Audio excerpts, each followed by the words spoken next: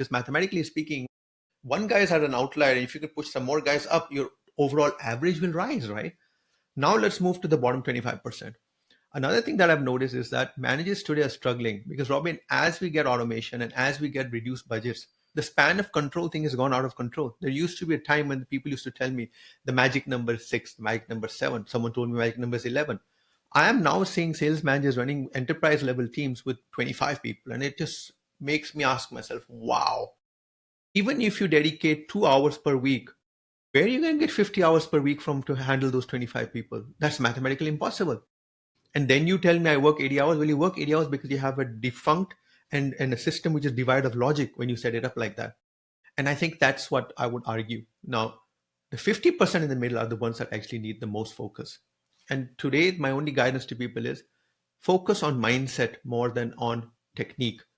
Most sales managers are spending tons of time on technique. Hey, buddy, I saw you open with that line, and then I saw you handle the pain funnel discussion using these questions, but I didn't like the way you went with that. The right question should be, hey, Benny, I have a question for you. Usually I notice that you ask specific series of questions. This time you didn't do those questions. What was on your mind? That's a better question, because now what you're doing is you're going to let Benny admit to you he screwed up. And when he tells you he screwed up, then you're going to ask him a simple question. So how are we going to do it next time, buddy? What's going to change? How are you going to make sure? Do you want to sit with me? Let's practice this together. Let's help each other. That conversation is not happening because everyone is focused on outcomes, not behaviors that go into those outcomes. So for me, behaviors and attitude is more important than technique.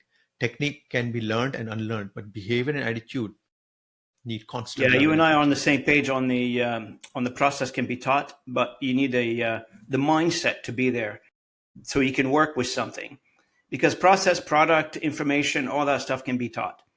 Yes. You cannot change the individual. That's why I asked the earlier question: are we selecting the right individuals to get into the profession of sales?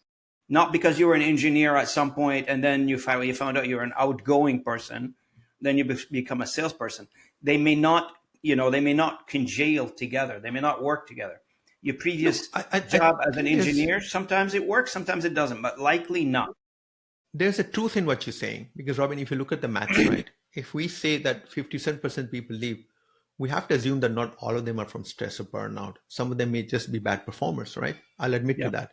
Yeah. I will also say to you that even if you assume that the bottom 25% is in that number, 57% is still a very high number. Now, if we do some more investigation, you'll also be surprised to learn that in my own career, I've noticed one thing.